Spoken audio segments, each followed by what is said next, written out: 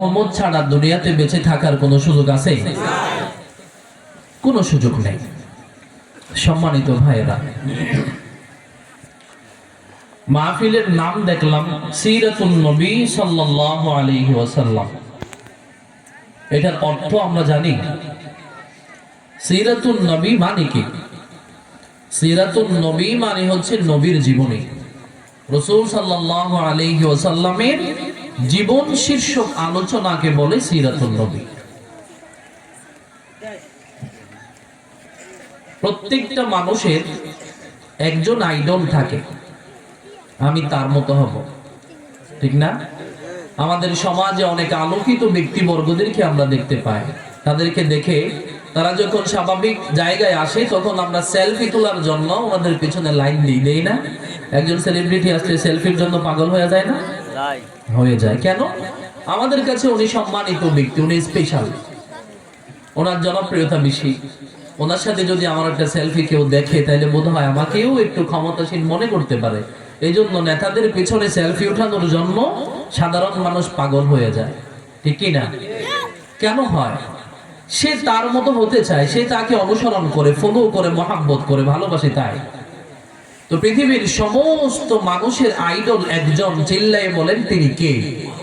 আমাদের নবী মুহাম্মদ মুস্তাফা সাল্লাল্লাহু আলাইহি ওয়াসাল্লাম। তিনি আমাদের লিডার, ঠিক কি না?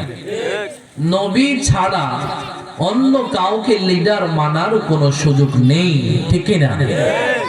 যে ব্যক্তি দুনিয়াতে নবীজির প্রতিনিধিত্ব করবে একমাত্র তাকেই লিডার হিসেবে মানবো, অন্য কাউকে না, ঠিক কি না? রাসূল সাল্লাল্লাহু আলাইহি ওয়াসাল্লামকে দুনিয়াতে আল্লাহ মানুষের জন্য নেতা বানিয়ে পাঠাইছে। কি বানিয়ে পাঠাইছে? নেতা বানিয়ে পাঠাইছে। না, নবী তো কেবল মসজিদে ইমামতি করছে, অন্য কিছু করছে? নবী কেবল মসজিদে নামাজ পড়াইছে, খালি ওযু ভাঙার ফরজ বর্ণনা করছে, গোসলের ফরজ কয়টি এগুলো বলছে, খালি ওয়াজ নসিহত করছে। রাষ্ট্র তো নবীজি চালাই নাই, ঠিক না? না, রাষ্ট্র নবীজি চালাইছে? কথা বলুন, চালাইছে? কিভাবে চালাইছে আমরা কেউ জানি? রাসূল সাল্লাল্লাহু আলাইহি ওয়াসাল্লাম রাষ্ট্র কিভাবে চালিয়েছে, এখন এগুলো যদি বলে তাহলে মানুষেরা বলবে হুজুর রাজনৈতিক কথা বলতেছেন কেন? কথা বলে না, ঠিক কি না? তাহলে এখানে আপনারা সিরাতুন নবী নাম দিয়েছেন কেন? আমার তো নবীর জীবনী নিয়ে কথা বলতেই হবে। নবীর জীবনেই তো আমাদের জীবনের জন্য আলোর দিশারি, আমাদের জীবনের পাথেয়, একজনের জীবনেই আমাদের পাথেয়, তিনি রাসূল ছাড়া অন্য কেউ নয়, ঠিক কি না? রাসূল সাল্লাল্লাহু আলাইহি ওয়াসাল্লাম আমাদের একমাত্র আইডল। আজকে আপনি মায়ানমারের দিকে তাকান, ফিলিস্তিনের দিকে তাকান। মায়ানমারে মুসলমানরা মার খাচ্ছে, ফিলিস্তিনে বছরের পর বছর ধরে মুসলমানরা মার খাচ্ছে, আফগানিস্তানে বছরের পর বছর ধরে মুসলমানরা মার খেয়ে আসতেছে।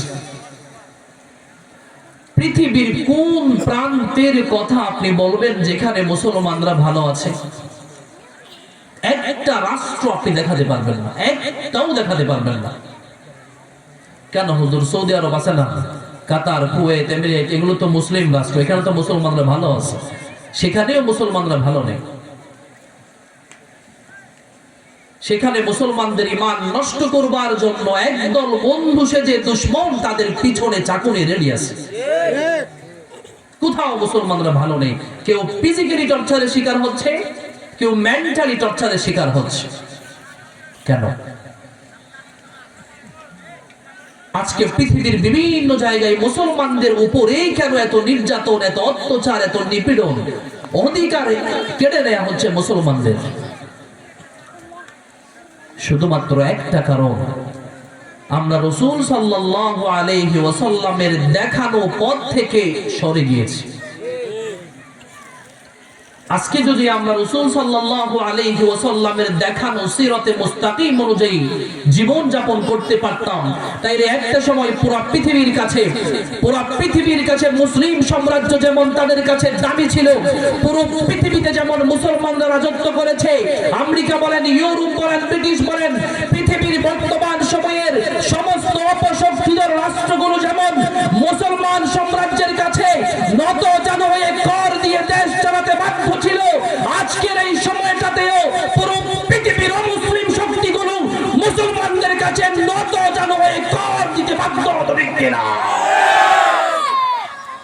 আমরা ভুলে গিয়েছি।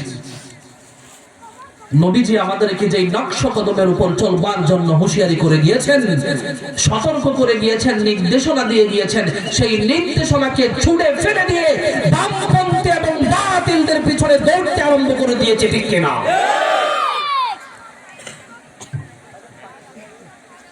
আমরা শান্তির খুঁজে বেড়াই। হাই রে শান্তি কোথায় গেলে পায়? সারাটা দিন বাবারা পরিশ্রম করে ছেলেটার মুখে হাসি ফুটাবার জন্য, সারাটা দিন আমরা পরিশ্রম করি একটু নিজে ভালো থাকবো আর ফ্যামিলিকে একটু ভালো রাখবো, এটাই তো শান্তি খুঁজতেছি আমরা। কিন্তু আনফরচুনেটলি যেটাকে শান্তি মনে করে আমরা ছুটতেছি সেটা শান্তি নয়, এটা ছায়ার মায়া। এটা একটা ছায়া। এটা কি ছায়া? শ্যাডো, যেটা অন্ধকার হওয়ার সাথে সাথে মিশে যায়, নিঃস্ব হয়ে যায়, এটা কোনো অস্তিত্ব থাকে না, ঠিক না? এখন এখানে একটা ছায়া দেখা যাবে, আলোর সামনে যদি আপনি আঙ্গুলটা ধরেন, এটা বন্ধ করে দিলে ছায়াটা থাকবে? কথা বলা থাকবে? আমরা এইরকম ছায়ার মায়ার পেছনে ছুটতেছি। শান্তি আমরা বুঝি নাই, শান্তি আমরা চিনি নাই। যেটাকে শান্তি মনে করছি, যেটাকে রসগোল্লা মনে করে মিষ্টি হবে বলে আমরা দৌড়তেছি, আসলে এটা রসগোল্লা না, এটা আমাদের জন্য বিষাক্ত গোল্লা। সেখানে আমাদের সফলতা নেই, আমাদের ব্যর্থতাই সেখানে রয়েছে, ঠিক কিনা? আমাদের জীবনের নায়ক, আইডল, অনুসরণীয় ব্যক্তি একমাত্র রাসূল সাল্লাল্লাহু আলাইহি ওয়াসাল্লাম, ঠিক কিনা? রাসূল ছাড়া কেউ যদি নিজের কলিজার ভেতরে অন্য কাউকে আইডল হিসেবে মেনে নেয়, তাইলে বর্তমান সময়ে সে বাতিল এবং গোমরা ছাড়া অন্য কিছু নয়, ঠিক কিনা? রাসূল আমার ভালোবাসা, রাসূল আমার আলো আশা, রাসূল আমার প্রেম বিরহের মূল আলোচনা, রাসূল আমার কাজে কর্মে অনুপ্রেরণা, রাসূল আমার ভালোবাসা, রাসূল আমার আলো আশা, রাসূল আমার প্রেম বিরহের মূল আলোচনা, রাসূল আমার কাজে কর্মে অনুপ্রেরণা। আল্লাহ তাআলা বলেন, ইয়া আইয়ুহাল্লাযীনা আমানু আতিউল্লাহ ওয়া আতিউর রাসূল। মুসলমান ভাইরা আমার, যিনি আমাদেরকে বানিয়েছেন, যিনি দুনিয়ার জমিনে আমাদেরকে বেঁচে রেখেছেন, আমাদের অস্তিত্ব যার দয়ার উপরে নির্ভর করে বেঁচে আছে, সেই আল্লাহ রব্বুল আলামিন আমাদেরকে বলতেছে, ও ইমানদারেরা, অনুসরণ যদি করো প্রথমে কাটতে হবে কাকে? এক নম্বরে অনুসরণ যদি তুমি করো, করতে হবে আমি আল্লাহকে। যার খুশি তোমার জীবনে সবচেয়ে বেশি প্রাধান্য পাবে, তিনি এক নম্বরে কে বলেন? আল্লাহ। দ্বিতীয় নম্বরে আল্লাহ বলতেছে, আমি আল্লাহকে খুশি করবার পরে দুনিয়াতে আমার নবীকে সবচেয়ে বেশি খুশি করতে হবে, বলেন সুবহানাল্লাহ। আল্লাহ বলতেছে, এক নম্বরে অনুসরণ যদি তুমি করো, আমি আল্লাহকে করো। দ্বিতীয় নম্বরে আমার রাসূলকে তুমি অনুসরণ করবা। আমার রাসূলকে যদি তুমি অনুসরণ করতে পারো, তাইলে তোমার জীবনকে আমি আল্লাহ সফল বানিয়ে দেব, সুবহানাল্লাহ। মুসলমান ভাইরা আমার, রাসূলকে অনুসরণ করা মানে রাসূল কিভাবে জন্ম নিয়েছে, রাসূল কেমন সুন্দর ছিল, রাসূলের গঠন কেমন ছিল, সেগুলো অনুসরণ করার কথা নয়। আমার নবী কিভাবে বিয়ে করেছে, আমার নবী কিভাবে নামাজ পড়েছে, আমার নবী মানুষের সাথে কিভাবে কথা বলেছে, আমার নবী কোন ধরনের নেতৃত্ব গুণাবলীর নেতার বর্ণনা দিয়েছে, আমার নবী তার ঘুম থেকে ওঠা থেকে নিয়ে শুরু করে আবার ঘুমোতে যাওয়া পর্যন্ত তার জীবনের যতগুলো কাজকর্ম তিনি করেছেন, যেভাবে নবীজি কাজ করেছেন সেভাবে আমাদেরকে করতেও হবে। করার নামই নবীর অনুসরণ, ঠিক কিনা? মুসলমান ভাইরা আমার, কেন কেন নবীকে কেন অনুসরণ করা লাগবে? কেমন নবী আমরা পেয়েছিলাম? আল্লাহ আমাদেরকে কেমন নবী পাঠাইছে আপনারা জানেন নাকি রে মুসলমান? আমার নবীর জন্য আল্লাহ কুল কায়নাত বানাইছে।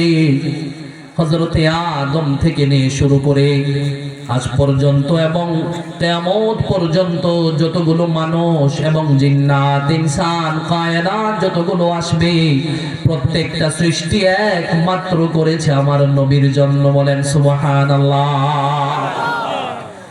মুসলমান ভাইরা আমার, কেমন দামি নবী আমাদেরটা আপনারা জানেন নাকি? হযরত জিবরিল আলাইহিস সালাম আমার নবীর কাছে প্রায় সময় আসতেন। আমার নবীর কাছে এসে বিভিন্ন কথাবার্তা তিনি বলতেন। আল্লাহর পক্ষ থেকে মেসেজ আমার নবীর কাছে নিয়ে আসতেন তিনি। একদা আমার নবী জিবরিলকে বলতেছে, হে জিবরিল, আপনার বয়স কত? কাকে জিজ্ঞাসা? জিবরাইলকে।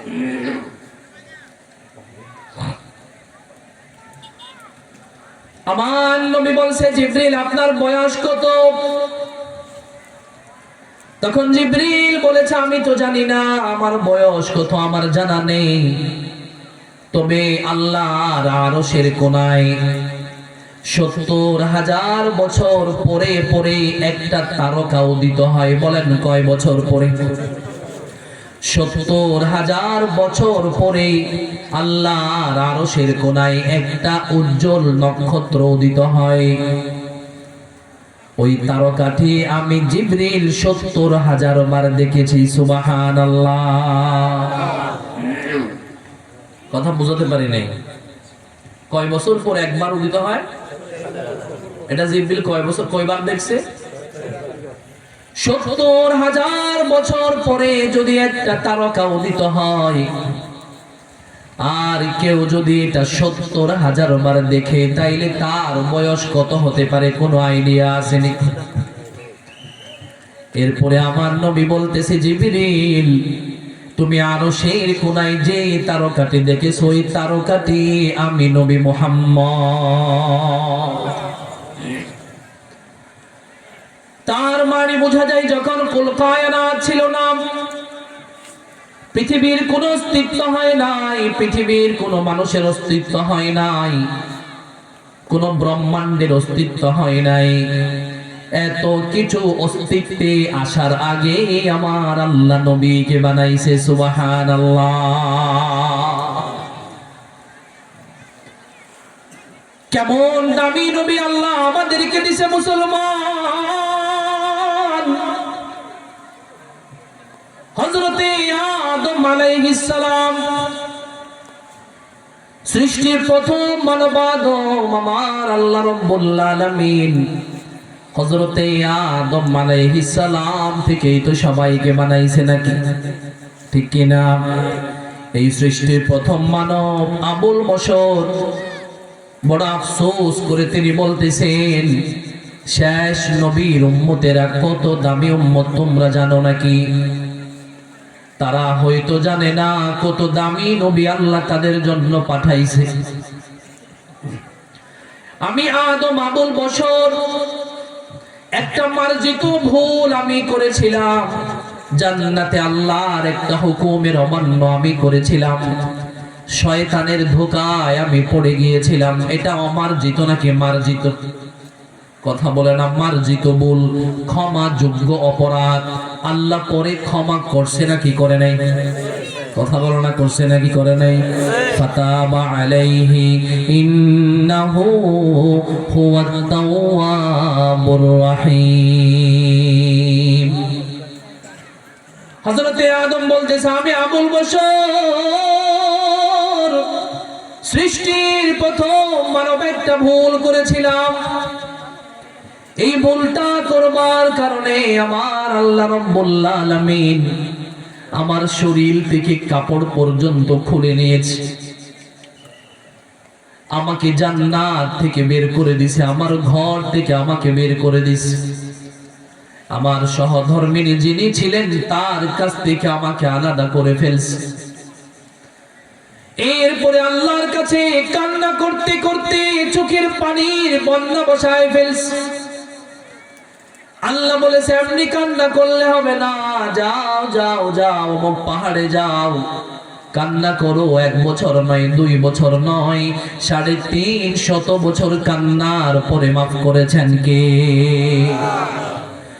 আদম বলতেছে আমি একটা মার্জিত ভুল করবার কারণে আমার বিবিকে আমি হারাইছি, আমার ঘর জান্নাত আমি হারাইছি, জান্নাতের পোশাক আমি হারাইছি। 1 বছর নয়, 2 বছর নয়, 350 বছর কান্না করেছি। মুসলমান ভাইরা, আমার শেষ নবীর উম্মতেরা কত দামি। তারা যদি কোনো অন্যায় করে, ছোট অন্যায় হোক কিংবা বড় অন্যায় হোক, দেখে শুনে হোক অথবা অনিচ্ছায় হোক, যত বড় অন্যায় হোক না কেন, তারা যদি কোনো অন্যায় করে, আল্লাহ নবীর বরকতে তাদের কাপড় খুলে বেইজ্জতি করবে না। সুবহানাল্লাহ। যত বড় অন্যায় করুক, আল্লাহ তাদের সহধর্মিণী থেকে আলাদা করে দেয় না। যত বড় অন্যায় নবীর উম্মতেরা করুক না কেন, আল্লাহ তাদের কাছ থেকে ঘর কেড়ে নেয় না। আমার একটা গুনাহের জন্য কান্নার কোনো শর্ত নাই, 1 বছর 2 বছর নয়।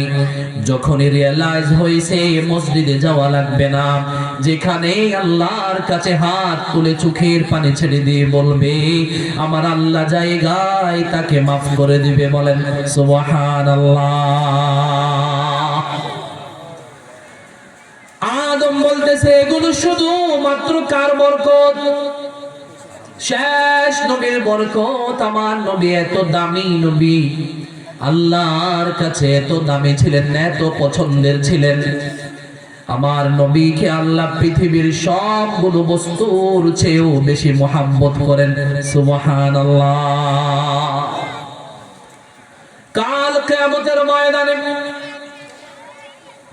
50,000 বছর পর্যন্ত যখন মানুষ একেবারে সূর্যের নিকটে দাঁড়িয়ে থাকবে, বলেন কয় বছর? ওয়াজ শুনতেছেন? কথা বলবো, শুনতেছেন? শুনতেছেন সবাই? খারাপ লাগতেছে? বিরক্ত লাগতেছে? একটু জিকির করেন তো। লা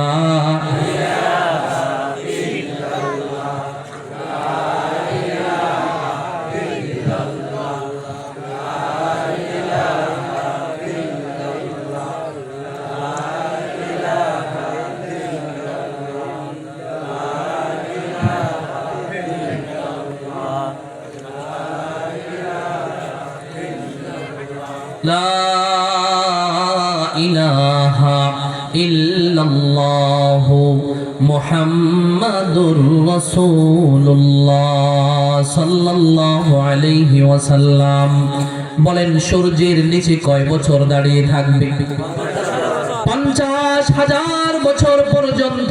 সূর্য যখন মাথার একেবারে কাছে আসবে, উত্তপ্ত সূর্যের তাপে যখন মানুষের মাথার মগজগুলো টকবক টকবক করে গলতে থাকবে, নাক দিয়ে বের হবে, কান দিয়ে মানুষের পচা মগজগুলো বের হয়ে যাবে। রে মুসলমান, হাউমাউ করে চিৎকার করবে, কোনো মানুষের শরীরে কোনো কাপড় থাকবে না।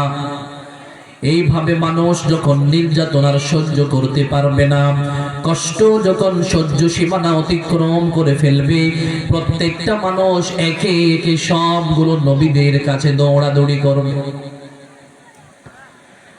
আমাদের সকলের বাবা হযরতে আদমের কাছে আমরা যাব, আদম আমাদেরকে ফেরত দিবে।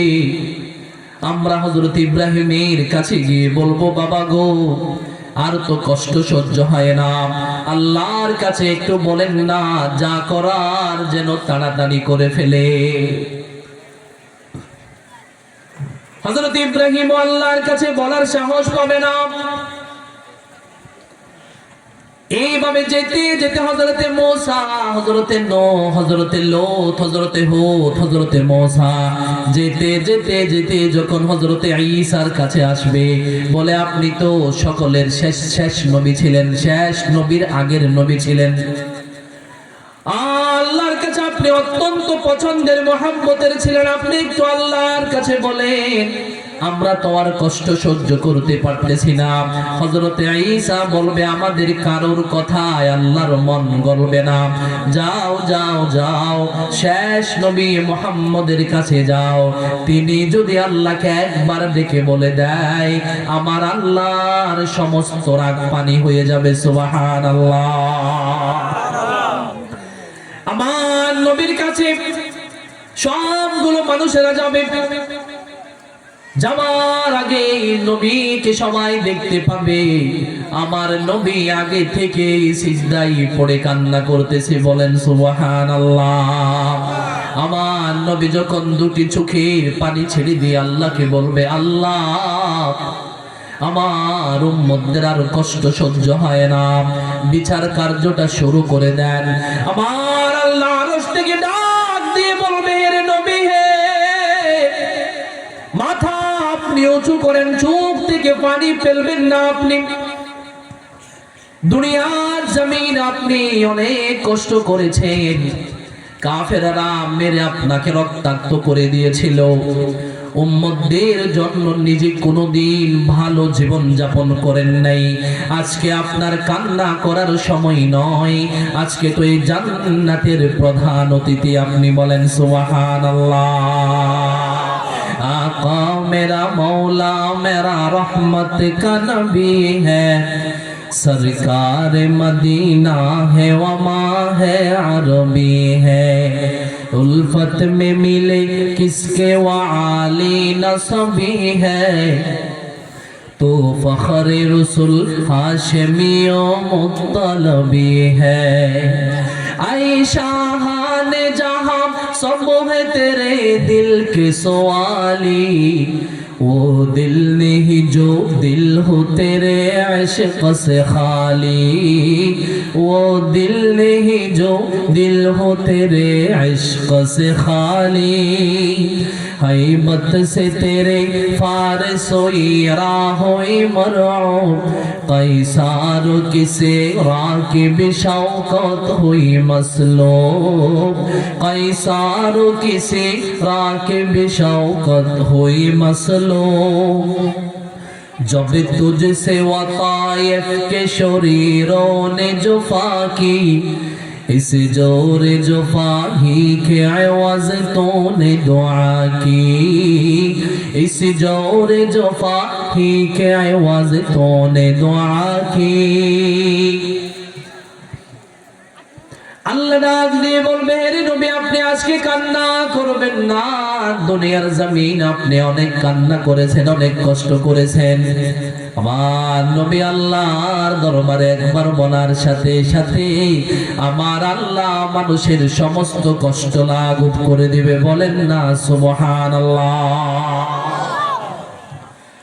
আমার ভাইয়া, কেমন নবী আল্লাহ আমাদের দিছে, যে নবী জীবনে কোনোদিন মিথ্যে কথা বলে নাই। কাফের যারা ছিলেন, আমার নবীর দুশমন যারা ছিলেন, নবীকে নিয়ে অনেক কথা বের করেছে, আপনারা জানেন।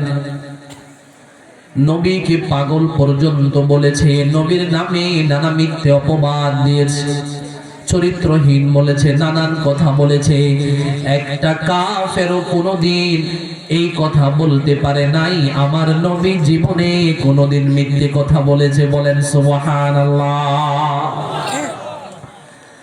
যার জীবনে মিথ্যের কোনো ছোঁয়া নেই,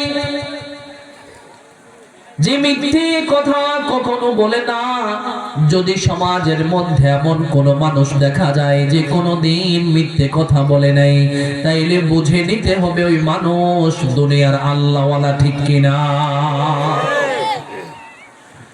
আমার নবী এক নম্বরে সত্যবাদী ছিলেন। জীবনে কোনোদিন মিথ্যে কথা বলে নাই। দ্বিতীয় নম্বরে আমার নবী বড়ই আমানতদার ছিলেন। জীবনে কোনোদিন মানুষের সম্পদ অন্যায় ভাবে বক্ষণ করে নাই। মুসলমান, আজকে আমরা নিজেদেরকে নবীর সৈনিক বলি, রাস্তাঘাটে কালি স্লোগান দেওয়ার সময় নবীর সৈনিক হয়ে যায়। আমাদের আচার আচরণে তো নবীময় জিন্দেগির কোনো ছোঁয়া নাই, ঠিক কিনা? যে ব্যক্তি বলে আমার নেতা তোমার নেতা বিশ্বনবী মুস্তাফা, সে কোনোদিন মিথ্যে কথা বলতে পারবে না। যে কোনোদিন তার রাজনৈতিক ক্যারিয়ারের নবীকে নেতা মানবে, সে কোনোদিন বেপরদা চলবে না, কারণ আমার নবী বেপরদা চলে নাই। যে কোনোদিন আমার নবীকে রাজনৈতিক ক্যারিয়ারের নেতা মনে করবে, সে কোনোদিন খাদ্যে ভেজাল দিতে পারবে না, ওজনে কম দিতে পারবে না, মানুষকে ঠকাইতে পারবে না, পাশের বাড়ির সীমা ঠেলতে পারবে না। বড় ভাইয়ের কাছে ছোট ভাই বোনের জিম্মাদারি আছে, অন্যায় ভাবে তাদেরকে সম্পদ থেকে মাহরুম করতে পারবে না। বিচার কার্যে যার টাকা আছে, টাকার বিনিময়ে বিচারের চাবি ঘুরিয়ে দিতে পারবে না। মুসলমান, যে কথাগুলো এখন বললাম অনেক বড় বড় লম্বা দাড়িওয়ালারাও করে, কি করে না? মুহূর্তে মিথ্যে কথা বলে, ওয়াজের ময়দানেও মিথ্যে কথা বলছে, অনর্গল আছে না নাই? অনেক আলেম ওলামাকেও দেখেছি যারা সুদ খায়। মুসলমান, যারা মিথ্যে কথা বলে, ও মুসলমান, যারা পাশের বাড়ির সীমা ঠেলে, অনেক আলেমকেও দেখেছি। সাধারণ মানুষের কথা কি বলবো? শুধুমাত্র যখন রাস্তাঘাটে স্লোগান দেয় তখন বলে আমি নবীর সৈনিক, তার জিন্দেগিতে নবীর কোনো ছোঁয়া নাই।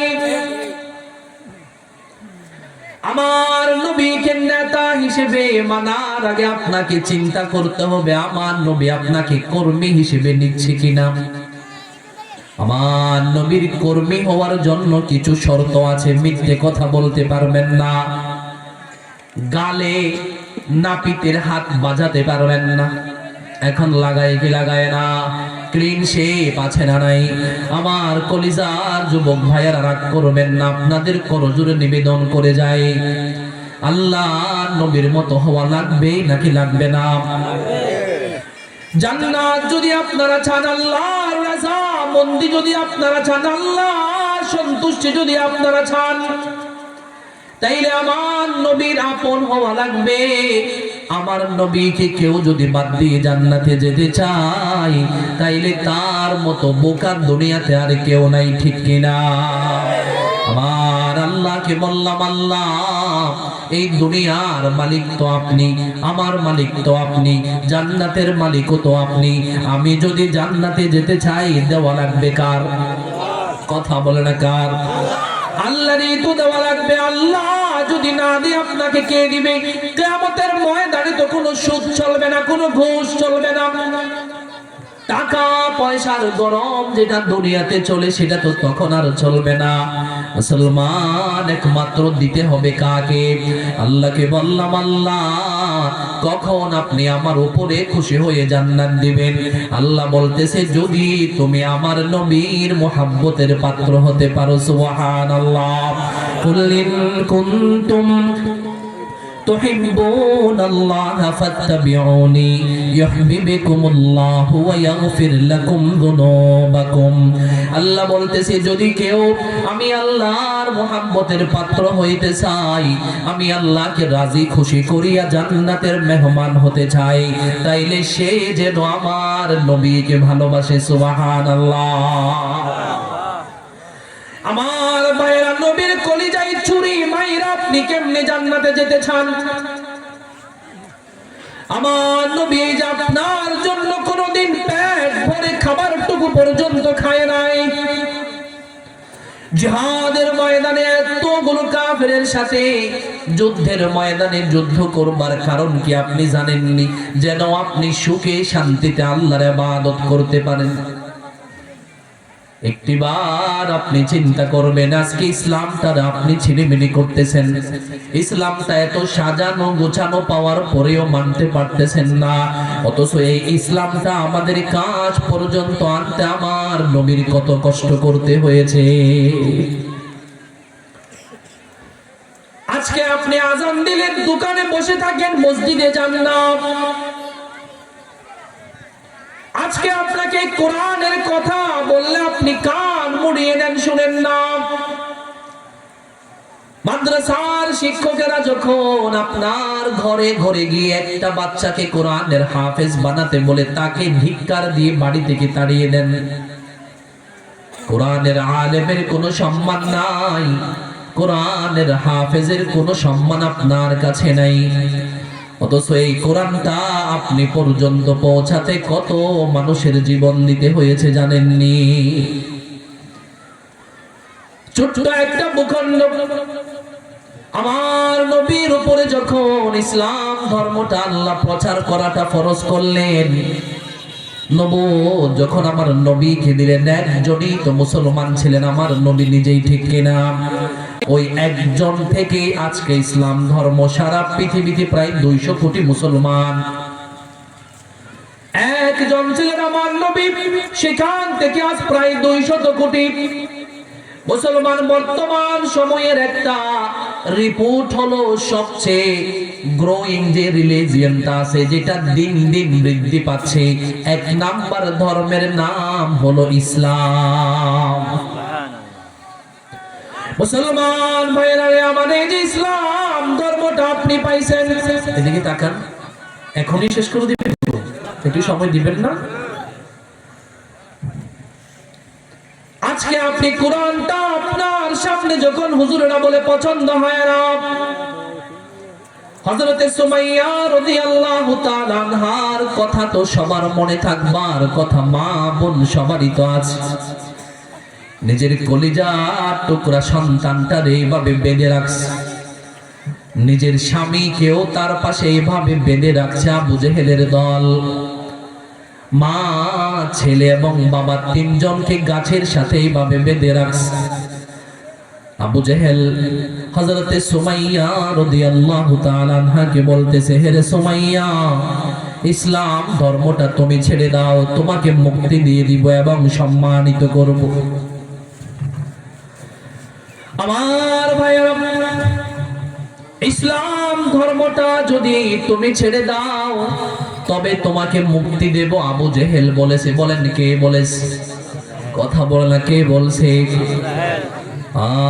সুমাইয়া, খালি তুমি মুহাম্মদের ধর্মের কথা মুখ থেকে বন্ধ করে দাও, বলাটা বন্ধ করে দাও, আমি তোমাদেরকে অনেক সম্মানিত করব, আবু জেহেল বলেছে।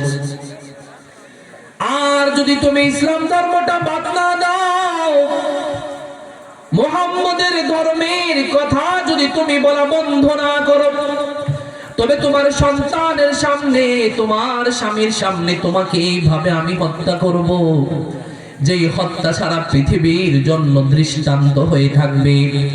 এত কষ্ট তোমাকে দিব তুমি কল্পনাও করতে পারবা না। হযরতে সুমাইয়া আবু জেহেলকে উত্তর দিয়েছিল, হে রে আবু জেহেল, তুমি একা কেন? তোমার সমস্ত সাঙ্গ পাঙ্গুরা এসে যদি আমাকে একবার নয় 1000 বারও যদি আমাকে মারে, আল্লাহর নাম মুখ থেকে বন্ধ করব না। আমার ভাইয়েরা, চোখের সামনে হযরতে সুমাইয়া রাদিয়াল্লাহু তাআলা আনহার কলিজার টুকরা সন্তানের সামনে এত বড় একটা লোহার বল্লম নিয়ে মুসলমান হযরতে সুমাইয়াকে শহীদ করে ফেললেন। এরপরে ছেলের সামনে হযরতে আম্মার রাদিয়াল্লাহু তাআলা আনহুর সামনে তার বাবাকেও হত্যা করে ফেললেন। চোখের সামনে জ্বলন্ত জীবন্ত মা বাবাকে কেড়ে নিয়েছে শুধুমাত্র ইসলামের জন্য। হযরতে বেলালের কথা তো সবার জানা থাকবার কথা। এই যে গ্রীষ্মের উত্তপ্ত খোলা ময়দানে যে গরম গুলো পড়ে, মাত্র 34 ডিগ্রি সেলসিয়াস গরম পড়ে, বাংলাদেশের বেশি নয়। মুসলমান, মধ্যপ্রাচ্যের গরমের কথা তো আমরা সবাই জানি, যেটা ন্যাচারাল সেটা 50-এর উপরে। এত বেশি গরম, মরুভূমির বালুতে যদি একটা ডিম দেয় সেটা মুহূর্তেই ফ্রাই হয়ে যাবার কথা।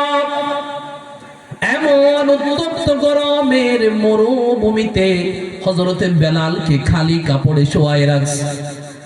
শোয়ানোর সাথে সাথে চামড়াগুলো গরম তেলে ভাজলে যেমন হয় এমন হয়ে গেছে।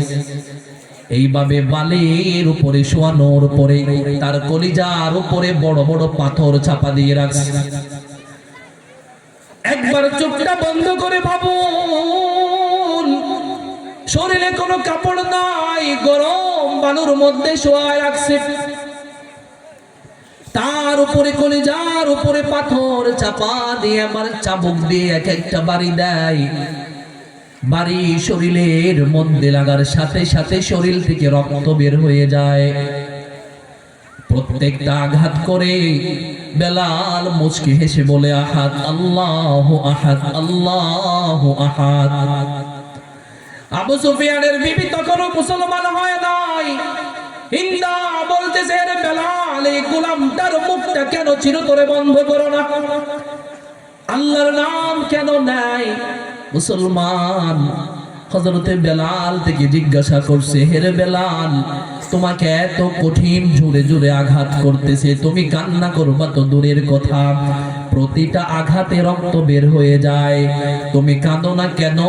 কেন তুমি হেসে হেসে আল্লাহ আল্লাহ বলো? বলে, তারা যত বেশি মারে আমার মনে হয় আমি আল্লাহর সাক্ষাতে চলে যাচ্ছি। সুবহানাল্লাহ। তারপরেও হযরত বেলাল ইসলাম ধর্ম ত্যাগ করে নাই রে মুসলমান। হযরত বেলালের রক্তের উপরে, হযরত সুমাইয়ার জীবনের উপরে ভিত্তি করে ইসলাম ধর্মটা আমাদের কাছ পর্যন্ত এসেছে রে মুসলমান। আমার নবীর এই আমানত আমার নবী আমাদেরকে দিয়ে গেছে পবিত্র গ্রন্থ আল কোরআন। এই কোরআনটার সম্মান রক্ষা করা আমাদের সকলের জিম্মাদারি, নাকি জিম্মাদারি নয়? কোরআন নিয়ে শুধু খতম পড়বো, তাবিজ লিখবো, মসজিদের 4 দেয়ালের ভিতরে বন্ধ করে রাখবো, তাই না? কোরআন যেমন ঘরে থাকবে, বাজারেও কোরআন থাকবে। কোরআন নিয়ে যেভাবে নামাজ পড়বেন, বিয়েটাও কোরআন নিয়ে করতে হবে, ঠিক কিনা? কোরআন নিয়ে যেমন নিজে চলবেন, কোরআন নিয়ে যেমন ঘর চালাবেন, ঠিক তেমন কোরআন নিয়ে সমাজ চালাতে হবে, ঠিক তেমন ভাবে ওই কোরআন নিয়ে রাষ্ট্র চালাতে হবে, ঠিক কিনা? প্রিয় ভাইয়েরা, আমাদের অত্র মাহফিলের প্রধান বক্তা, প্রধান আকর্ষণ হযরত